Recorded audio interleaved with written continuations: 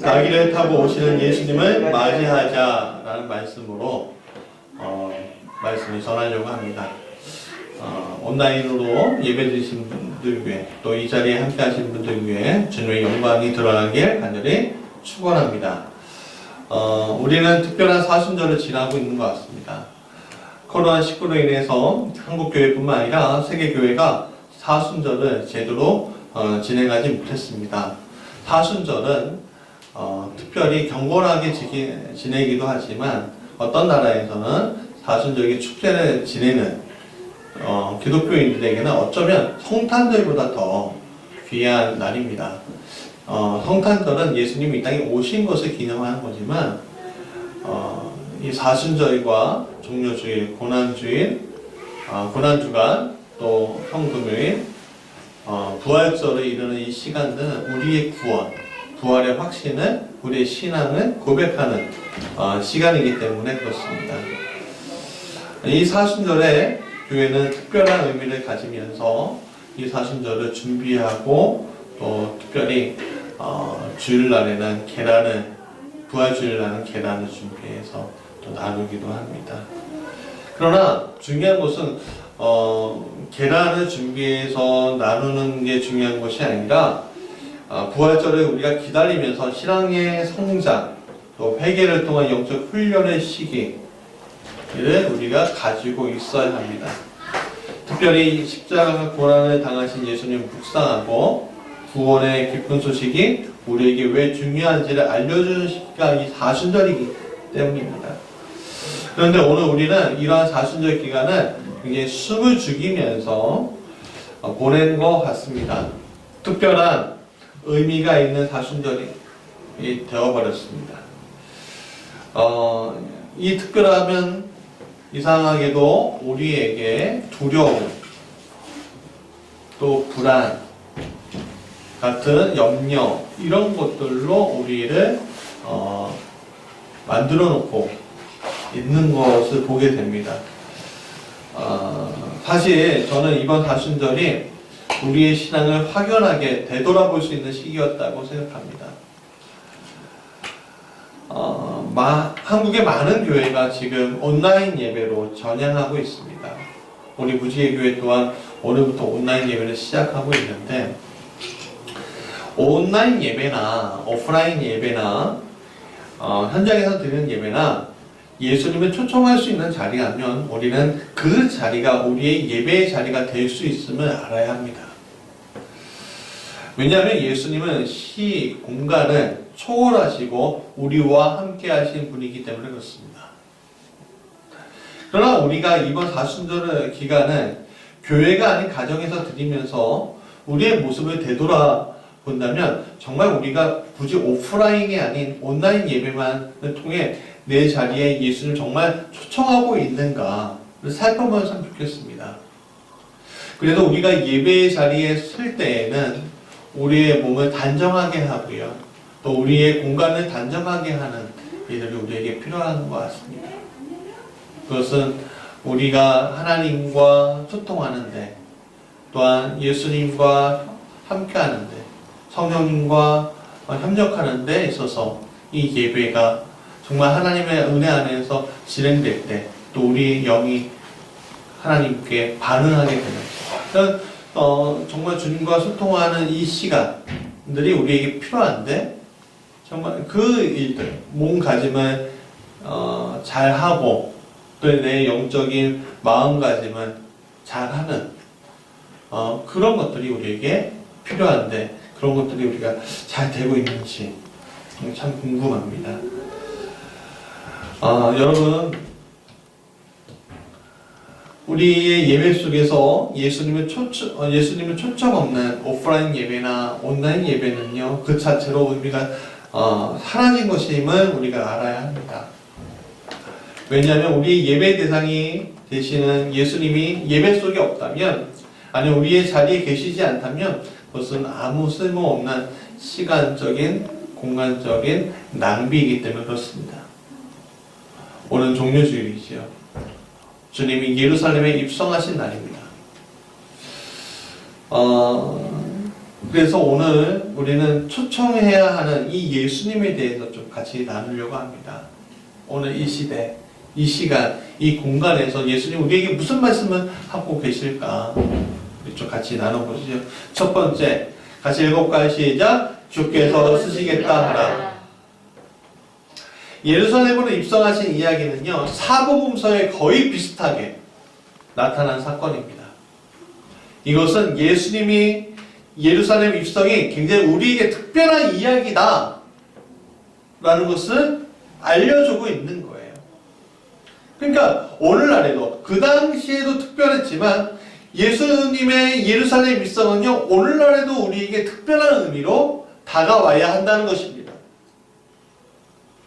예수님은 마지막 유월절 지키기 위해 예루살렘에 들어가시기 전에 예루살렘 주변 마을인 벳바게와 베다니에서 제자 둘을 맞은편 마을로 보내시면서 이렇게 말씀하십니다. 아무도 타지 않는 나귀 새끼 한 마리를 데리고 오라. 그리고 주인에게 묻거든 주께서 쓰시겠다고만 하라. 그리고 보내셨어요. 사실 어리둥절할 수 있는 상황이죠. 맞은편 마을에 나귀 새끼가 있다는 이야기도 그렇고, 그것을 가져오라는 것도 그렇고, 왜냐하면 나귀 주인이 분명히 있을 텐데 값도 치르지 않은 채 주께서 쓰시겠다고 하나라는 그 말씀만을 가지고 가라는 것은 사실 상식적이지 않습니다. 그러나 그럼에도 불구하고 제자들은 그 말씀에 순종하여 그 맞은편 마을로 갔고, 거기는 진짜 나귀 새끼가 메어져 있었습니다. 마태복음에서는, 마가복음이나 누가복음이나 요한복음에서는 나귀 새끼 한 마리만 있지만, 마태복음에서는 나귀, 어미나귀와 새끼 나귀, 이게 두 마리가 있었다고 이야기했습니다. 나귀를 제자들이 풀려고 했습니다. 근데 나귀 주인이 정말로 무엇을 쓰려고 이걸 풀고 있느냐? 라고 물어요. 그때 제자들이 이렇게 얘기합니다. 예수님이 이르신 대로 주께서 쓰시겠다. 그 말 한마디 했어요. 그랬더니 이 나귀 주인이 흔쾌히 그래 가져가라. 그렇게 합니다. 여러분, 언뜻 납득이 안 가는 이야기이지만 성경은 모든 것을 굳이 설명하지는 않습니다. 그저 주께서 쓰시겠다고 하라는 그 말씀에 의지해서 제자는 말했고, 새끼 나귀의 주인은 납득했습니다. 사실 가정이긴 하지만 나귀 주인은 그 나귀를 가지고 가려는 이들이 누구인지를 알고 있었을 확률이 있어요. 높아요. 그러나 나귀는 엄연한 재산이었고, 그 당시로 쳐도 값어치가 있는 꽤 나가는 동물이었습니다. 그러나 주인은 그런 것에 관심이 없었습니다. 오직 주께서 자신의 나귀를 쓰시는 데 중요한 관심을 두었다는 거예요. 벳바게 맞은편 마을, 우리는 그 마을의 이름도 모릅니다. 그리고 그 마을에 살고 있었던 한 나귀 새끼의 주인, 그의 이름도 모르고 그에 대해서 아는 것도 아무것도 없습니다. 그러나 우리가 한 가지 아는 것이 있죠. 뭐예요? 주가 쓰시겠다는 그 말씀이 앞에서 그는요, 예수님이 주인 되심을 인정했다는 거예요. 그 결과 그는 예수 그리스도를 통하여 하나님의 뜻을 이루는 놀라운 일에 동참하게 되었다. 라는 게 오늘 팩트예요.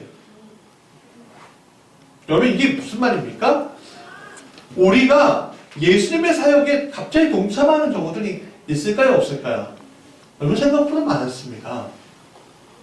생각보다 많아요. 여러분, 우리가 지나가다가 수많은 노숙자들을 만납니다. 근데 지나가다가 갑자기 예수님이 한 노숙자를 보고 마음을 움직이게 만들어요.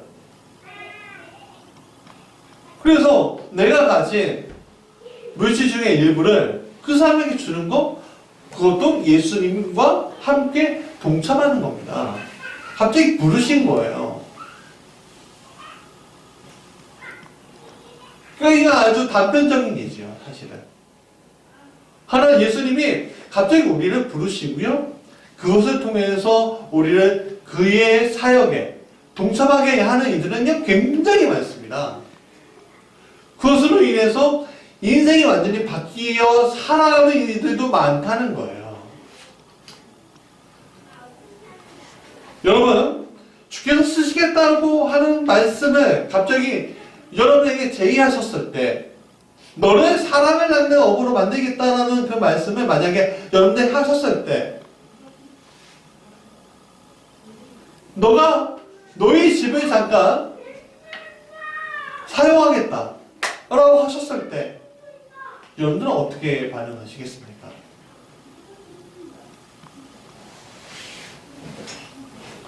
어떤 이들은 나귀 새끼 주인처럼 순간적으로 알겠습니다 라고 합니다.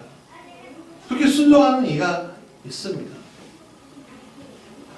이것은 자신이 예상하거나 계획되어진 일이 아닐 수 있습니다. 그러나 그러한 일이 아니어도 그 말씀에 순종하는 자는 복되게 되는 경험을 우리가 하게 되는 것입니다.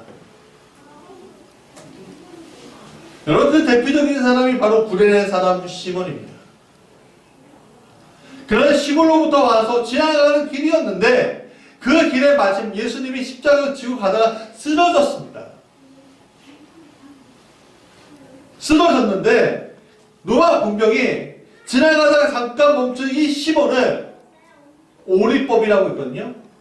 그러니까 어떤 사람이든 로마 군병이 오리를 좀 가자고 얘기하면요, 어쩔 수 없이 따라가야 하는 그런 법률이 그 당시에 존재했습니다. 그 법률에 의거해서 로마 병사가 이 십자가 좀 대신 져줘 라고 억지로 같이 그 십자가를 지고 어디까지 가요? 골고다까지 갔습니다. 구레네 시몬이 그 예수가 누군지 알았을까요? 저는 몰랐다고 생각합니다. 굉장히 억울했을 거예요. 어쩌면 화딱지 나는 일일 수도 있었습니다. 그런데 그가 아무 말 없이 억울하지만 그냥 순종했습니다. 자신도 모르게 하나님의 아들 예수 그리스도의 사역에 섬기는 영광을 그가 취했습니다. 그런데 생각해 봅시다. 여러분, 예수님의 십자가를 같이 짊어지고 가는 사람의 이름이 구레네 사람 시몬인 것을 우리가 어떻게 할 수 있었을까요?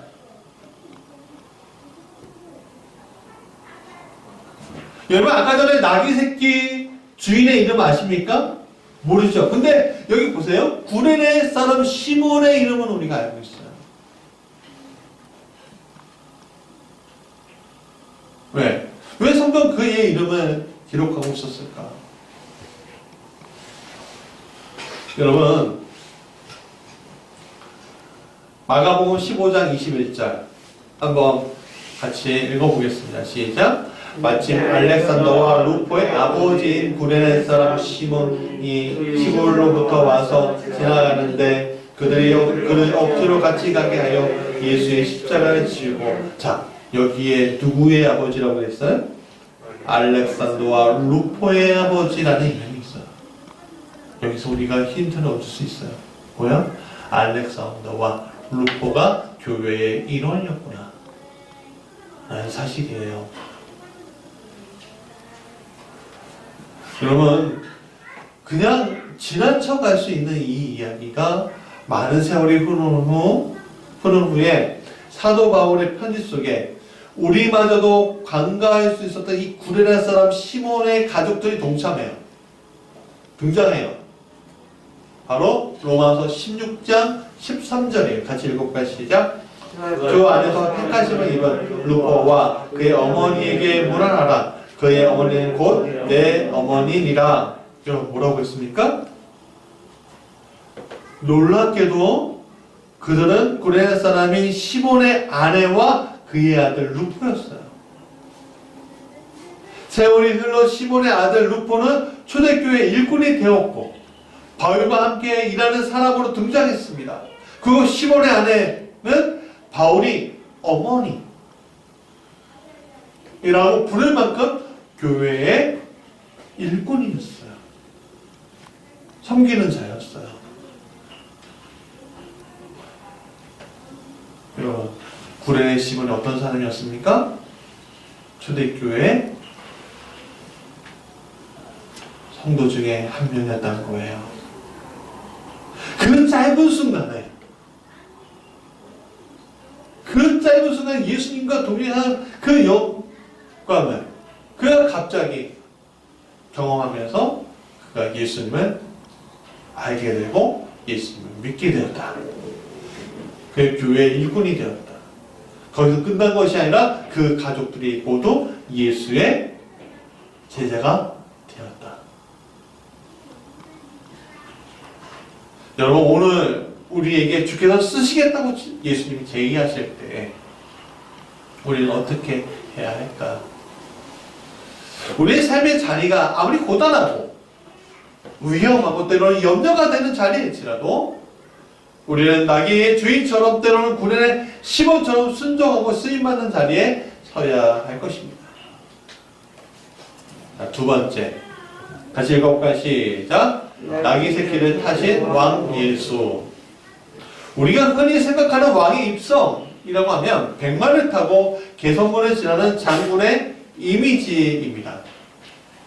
모든 원수 다 물리치고 적군에게 뺏은 전리품을 가득 안고 백성을 찾아오는 것입니다.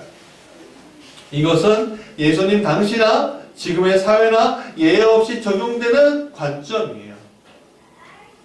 그러나 예수님은 그런 관점에 완전히 먼 상황 연출하고 있어요. 예수님은 화려한 말 대신에 아무도 타지 않는 나귀 새끼를 타고 입성하십니다. 물론 그 당시 나귀를 타는 것도 그 사람의 부를 어느 정도 상징하는 것이긴 했지만 왕을 의미할 수는 없었다는 겁니다. 그런데 어린 나귀는 어른 나귀에 비해 모든 것이 떨어집니다. 아까 전에 우리가 영상에서 예수님을 봤잖아요. 여러 작은 나귀에 성인 남자가 타고서 예루살렘에 입성해요. 저는 조금 우스꽝스러운 거 아니야? 그런 생각이 들더라고요. 사실은 좀 성인 남자면 좀 왕이면 화려한 백마나 적어도 말은 타고 아니면 당나귀라도 타고 오셨어야지. 어린 나귀 새끼라니 어색해요. 그런데 이번에 예수님이 예루살렘에 입성한 것은 그전에도 예루살렘에 입성하셨지만 이번에는 왕으로 입성한 것이었습니다. 왕으로 입성했는데 참 이상한 일입니다. 어린 나귀라니요. 그러나 우리는 이 예수님이 이러한 모습이 그분의 능력이 없어서가 아니라 구약의 선지자를 통해서 이루려는 일들임을 우리가 알아야 합니다. 스가랴 9장 9절 같이 읽어볼까요? 시작. 시온에 따라 크게 기뻐할지어다. 예루살렘에 따라 즐거이 부르짖어라. 보라, 내 왕이 내게 임하셨으니 그는 공의로 유시며 구원을 베푸시며 겸손하여서 나귀를 타시나니 나귀의 작은 것 곧 나귀 새끼니라. 여러분, 예수님은 공생 전체를 통해서 구약의 선지자들을 통해 이미 말씀하신 하나님의 뜻을 이루는데 그의 삶을 바쳤음을 우리는 성경을 통해서 볼 수 있습니다. 우리가 조금만 성경을 자세히 보면 예수님의 사역을 하신 다음에 그 뒤에 구약의 말씀이 있고 그 다음에 이루려 하시려고 하였더라. 이루시더라. 그런 말씀이 있는 거 우리가 발견할 수 있어요. 이것도 마찬가지예요. 여러분, 여기에서 우리가 봐야 될 게 뭐예요? 예수님이 이 땅에 오신 것은 아버지의 뜻을 이루고 성취하기 위한 것으로 온 것이지, 아버지의 뜻을 이루고 성취하기 위해서 온 것이지, 이 땅의 것을 통해 영광을 돌리기 위해 오신 것이 아님을 알아야 한다는 겁니다. 이 땅의 것을 가지고 영광을 돌리려고 오신 것이 아니에요.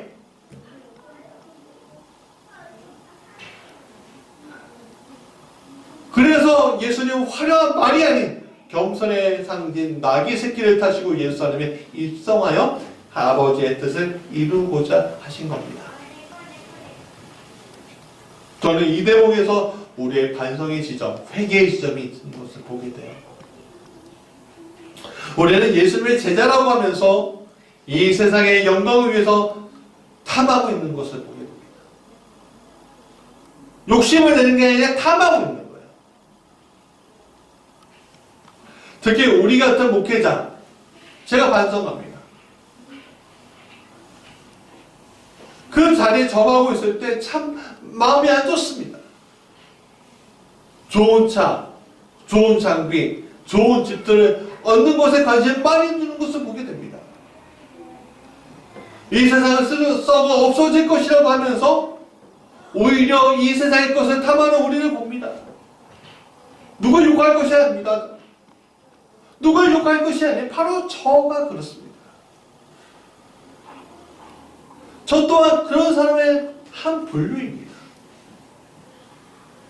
썩어 없어질 것에 대해서 관심 가지고 썩어 없어질 것에 대해서 탐하는. 물론 변명할 수 있습니다. 성도들이 자기들의 수준에 맞추어주기 원한다고 할 것입니다. 그래야 그들이 교회에서 신앙생활을 할 수 있다고 할 것입니다. 전 그 이야기를 정말 많이 들었습니다. 저는 이 대목을 통해서 거꾸로지고 오히려 아파해야 한다고 생각합니다. 왜냐하면 예수님의 사역은 성도들의 수준에 맞춘 사역이 아닌 오직 하나님, 아버지를 바라보는 사역을 하셨기 때문에 그렇습니다. 그래서 예수님은 자신이 거처할 곳이 없다고 말씀하셨고, 예수님의 제자들도 거처할 곳이 없는 전도자로 살았습니다. 하늘 아버지만 바라보는 인생이 귀한 것인데, 하늘 아버지가 아니라 성도들을 바라보고 인생을 살고 있는 우리, 이것은 뭔가 문제 있는 것입니다.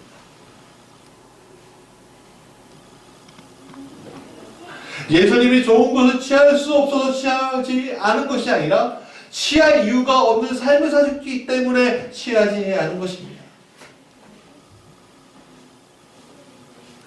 사순절을 살고 있는 우리는 예수님의 제자라고 하면서 좋은 것, 귀한 것에 집착하고 사랑하고 살아가고 있는 것은 아닌가라는 생각을 해보아야 합니다. 누구를 비판하거나 비난하려는 것이 아닙니다. 제가 바로 그런 사람이기에 그렇습니다. 그래서 회개하게 됩니다. 가슴을 치게 됩니다. 주님께 용서를 구하게 됩니다. 주님 용서하여 주옵소서. 자, 세 번째 같이 읽어볼까요? 시작. 진정한 호산나를 외치라. 6월절을 지키러 예루살렘에 모였던 이들의 반응은 열광 그 자체였어요. 원래 명절이 되면 좀 들떠요, 그렇죠, 사람들이. 추석이 되면 좀 들뜨고, 설날이 되면 들떠요. 우리 아이들도 설날이 좋아, 추석이 좋아, 그러면 설날이 좋을 거예요. 왜냐하면 설날 때 세뱃돈 받잖아요.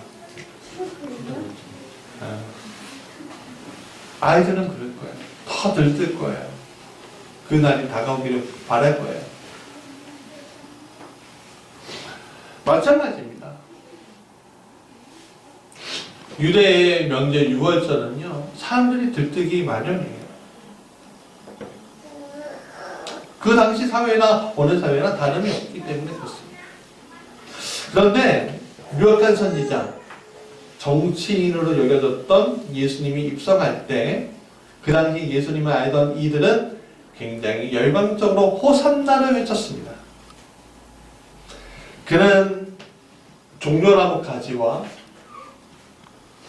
겉옷을 예수님이 가시는 길에 폈습니다.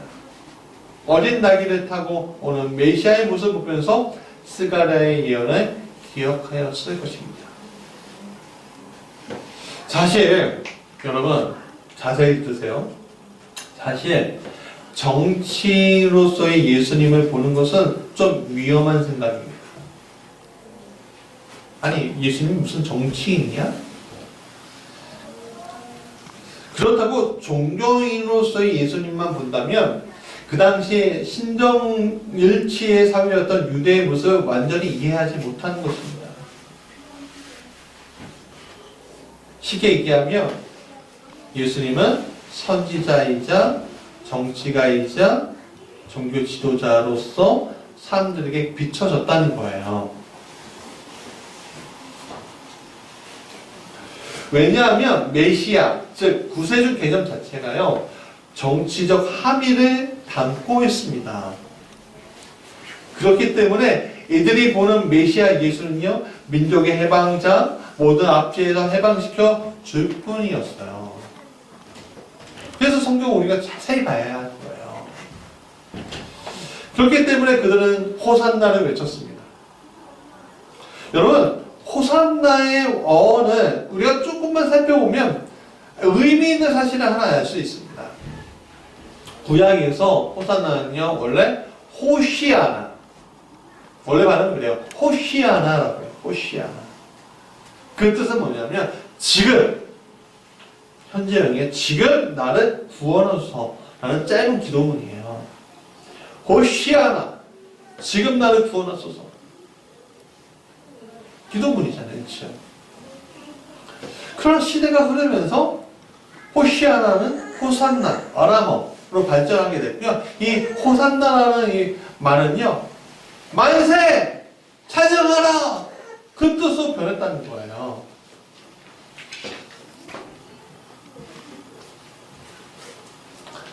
그럼 한우성이 바뀌었어요. 한우성으로.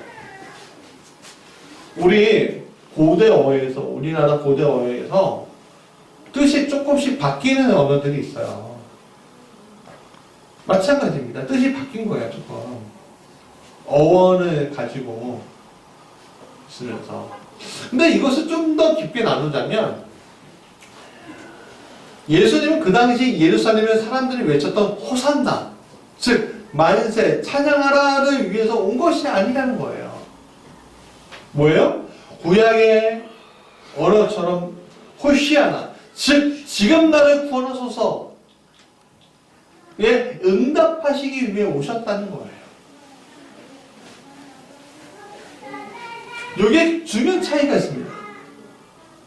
그럼 예수님은 찬양과 만세가 있는 보좌가 아니라 구원을 위한 십자가의 자리에 달리시기 위해서 이 땅에 오셨다는 거예요. 예루살렘에 입성하셨다는 거예요. 그렇다면 오늘 우리가 종교주의를 맞이한 그리스도의 제자인 우리가 정말로 지혜의 자리가 어디인가를 우리가 분명히 알 수가 있어요. 어디예요? 만세의 영광 사냥의 자리예요? 아니면 십자가의 구원의 자리예요? 그렇죠. 맞아요. 십자가 구원의 자리예요. 종교주의는 만세, 찬양, 영광의 자리가 아니에요. 보좌의 자리가 아니에요. 종교주의는 구원의 십자가의 자리예요.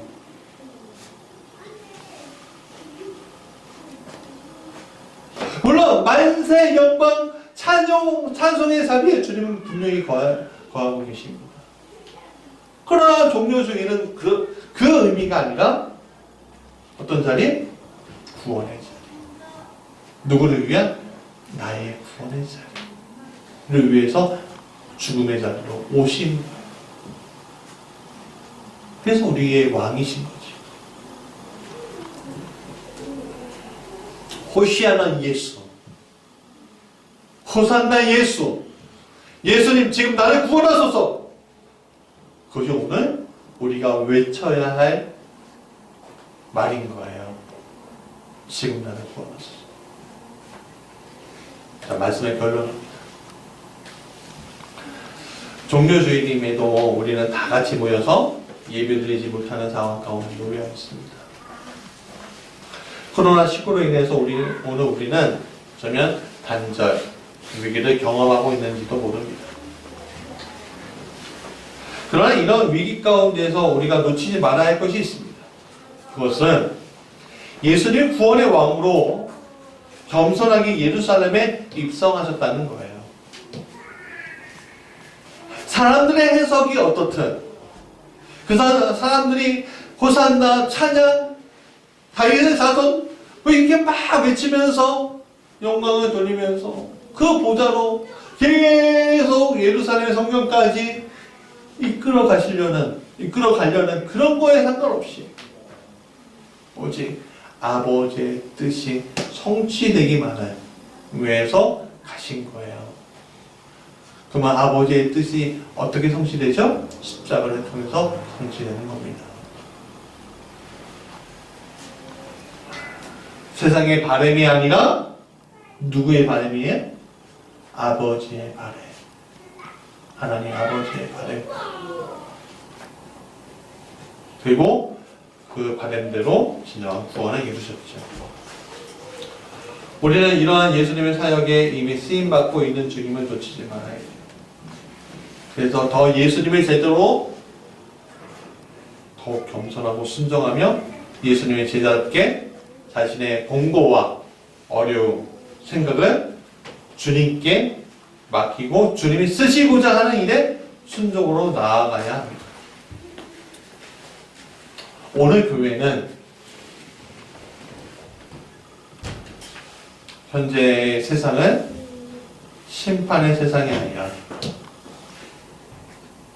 구원의 방주도서에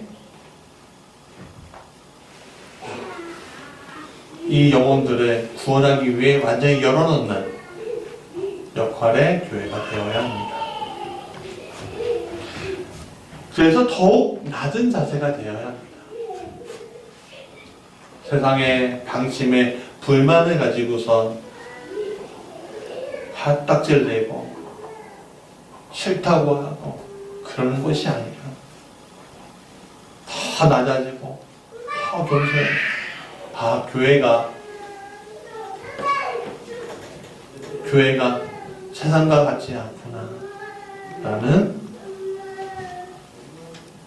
마음가짐을 갖게 하며 섬김에 전도해야 합니다.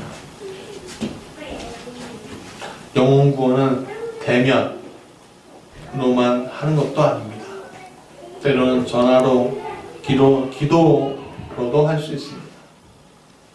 오늘 주께서 나를 또는 내가 가진 것을 쓰시겠다 할 때 나귀 주인처럼 구레의 시몬처럼 내려놓고 인간적인 영광을 취하지 않으며 오직 주님을 바라보고 하늘 상을 바라보고 가는 일이 되시길 간절히 축원합니다. 같이 찬양하겠습니다. 모두 일어나서 찬양하겠습니다.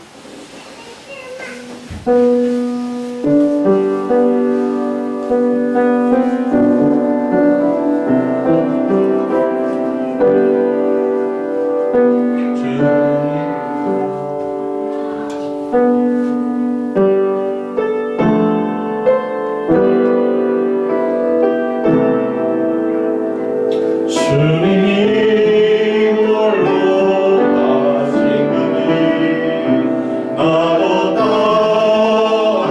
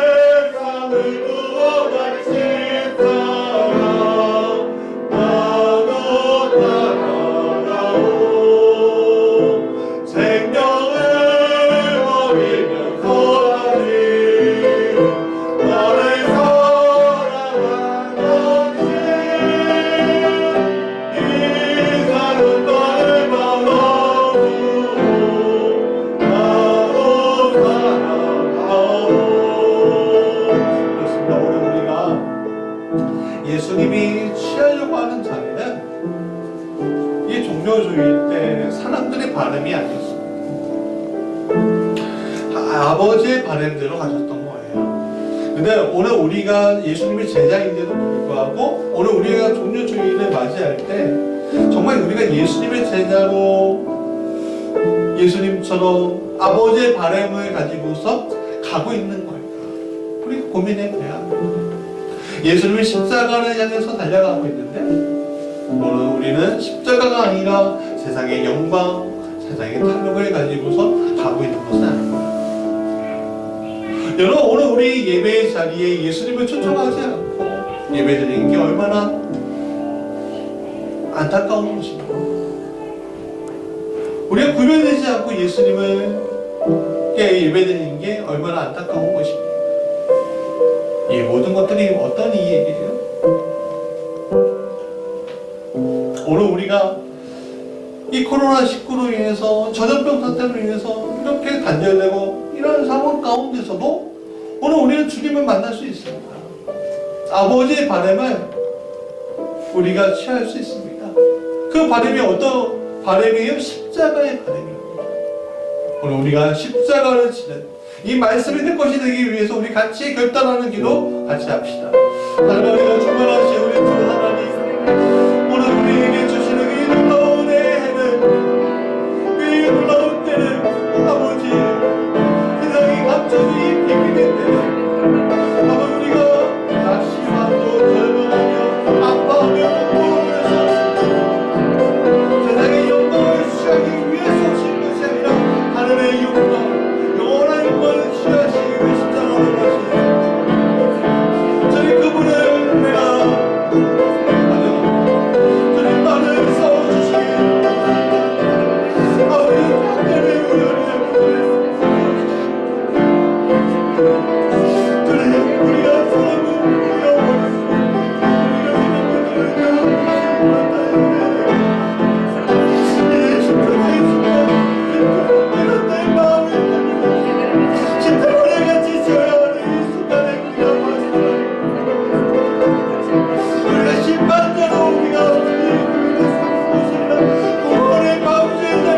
사랑하고 영원히 세상을 향한 구원을 받고 있어. 아버지,